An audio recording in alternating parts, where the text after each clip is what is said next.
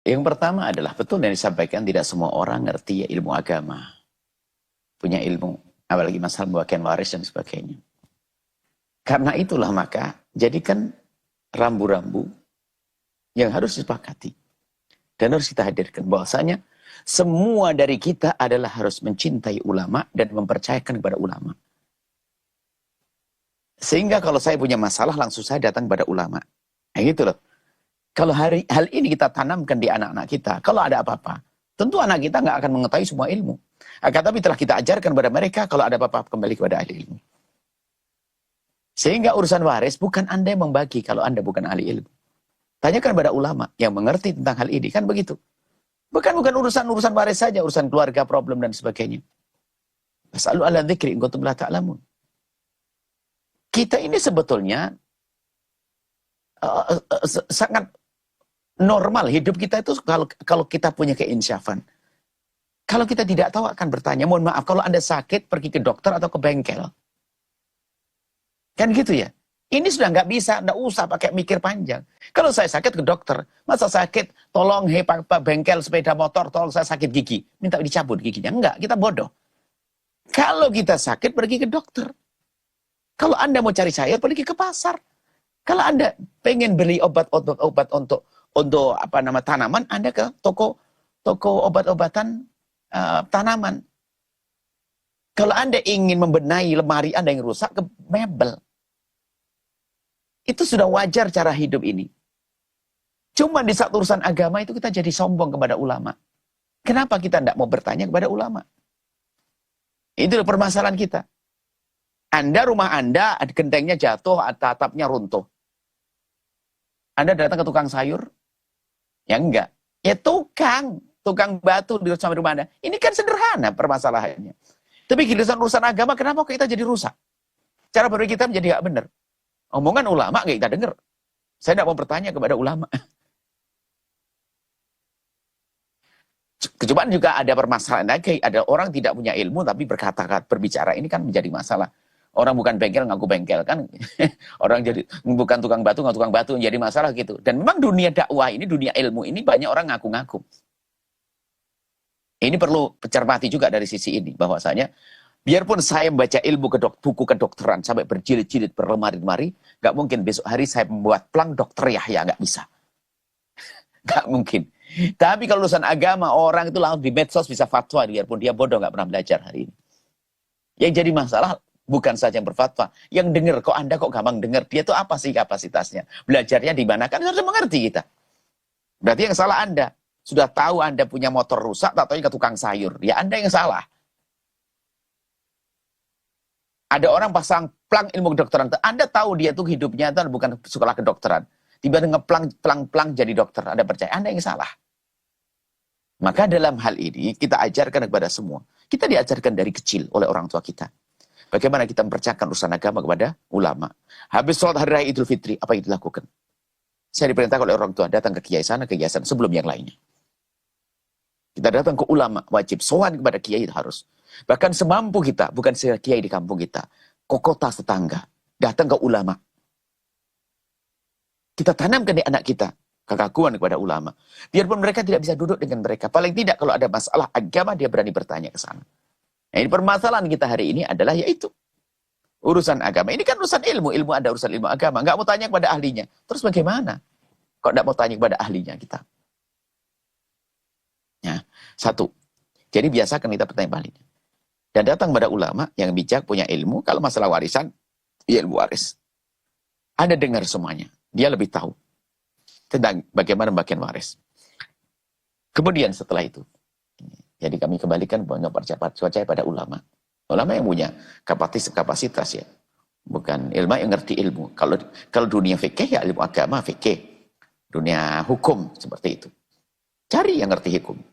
Bukan setiap yang, mohon maaf, ini kalau masalah hukum itu sangat pribadi, sangat khusus. Dia harus punya pengalaman mempelajari hukum. Dan juga ilmu hukum agama fikih tidak cukup. Harus ada kewaraan. Sehingga kalau fatwa tidak asal saja. Dia punya pertimbangan-pertimbangan. Pendapat ulama kan banyak. Tapi ada kecerdasan seorang ilmu fikih di dalam memilihkan pendapat yang terbaik. Bukan dengan hawa nafsunya. Ini adalah berbeda. Sama-sama ngerti ilmu fikih pun berbeda dalam mencetuskan hukum. Padahal seperti itu. Ada dalam ahli. Mohon maaf, dokter dengan dokter berbeda. Ada dokter kan nyuntik gak kerasa. Ada dokter nyuntik sakit. Ada macam-macam. Kurang lebih seperti itulah. Ada ulama yang mengkaji dalam ilmu halal haram, ilmu hukum, yang dia di samping ilmunya cukup, ternyata dia luas di dalam menyampaikan dan indah. Bisa saja semacam itu. Anda cari. Kan begitu. Bukan harus ada tahu bisa. Maka ilmu itu diambil dari guru ke guru ke guru. Belajarnya di mana? Dengan siapa? Bagaimana cara belajarnya? Nah, jadi bukan hanya sekedar kita tahu bahwasanya, oh ini pakai kopiah putih lalu pakai imamah langsung aja. Enggak. Kita harus tahu biasanya, kita tahu dari mana orang mendengar. Orang membicarakan fulan, di sana ada orang ahli fikih. Di sana ahli tafsir, di sana ahli hadis. Lalu kita mendengar. Sama Anda, di sana ada tukang bengkel. Oh, dia tukang batu. Ada buktinya. Kan begitu. Disitulah. Setelah itu ada serahkan kepada beliau tentang urusan agama Anda untuk diberi hukum oleh beliau. Beliau lebih tahu. Kemudian setelah itu, apakah mana yang lebih bagus antara hibah atau biar saja meninggal orang tua lalu waris? Semuanya berjalan biasa saja. Hibah kadang diperlukan saat ini. Kenapa? Anak kita perlu bangun rumah, kita beli rumah. Sah. Masa rumah aja nunggu saya mati? Kan enggak usah. Nah, jadi berjalan begitu saja. Apakah boleh misalnya seorang anak mengusulkan biar dibagi aja abah, jangan usah waris. Apakah boleh? Kurang ajar dia. Memang yang bakal mati duluan pasti orang tuanya. Ini termasuk anak yang kurang ajar, bapaknya masih hidup, tiba-tiba minta pembagian waris.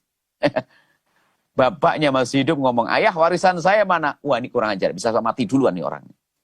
Kurang ajar sama bapaknya. Kok berani bertanya warisan? Termasuk membahas masalah hibah dan sebagainya. Biar adil bah, bagi saja hibah. Nanti biar nanti nggak ribut. Memangnya bapakmu harus mati duluan? Ini kan kurang ajar sekali sama ayahnya.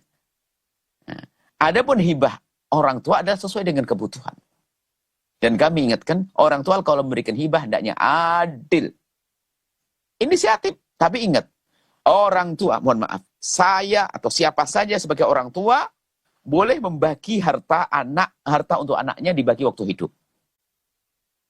Tapi ingat, kalau orang tua membagi waktu hidup namanya hibah, harus adil sama. Nggak boleh ada perbedaan di sini. Sama, harus sama. Dan sama ini bukan persis, biasanya perkiraan deh. Kalau anak saya ini, dia kan senang bercocok tanam, saya kasih 1 hektar. Ini saya kasih hanya 500 meter. Cuman dia 500 meter. Saya 1 hektar, kok jauh? Ini sama hasilnya. Kenapa? 1 hektar ini nilainya tidak seberapa kan di kampung. Cuman dia sedang bercocok tanam, dia cocok buat dia. Yang 500 meter di pinggir kota, dia suka dagang. Kalau di kiri kan kurang lebih sama. Nggak harus persis gitu. Akan tapi disesuaikan. Makanya jangan sampai kita mengatakan orang tua kita tidak adil, hati-hati. Orang tua sudah gerenahkan tahu bakatnya anak ini kadang-kadang. Ini kasih di samping. Lalu, wah ini kamu 1 juta. Ini saya kok cuma 200 meter. Lihat tempatnya berbeda. Ada nilai yang berbeda. Nah, jika orang tua memberi kepada anaknya, hendaknya dengan adil. 1. Yang kedua, jangan sampai ada orang tua membagi hartanya untuk anak-anaknya waktu sang orang tua hidup, hanya karena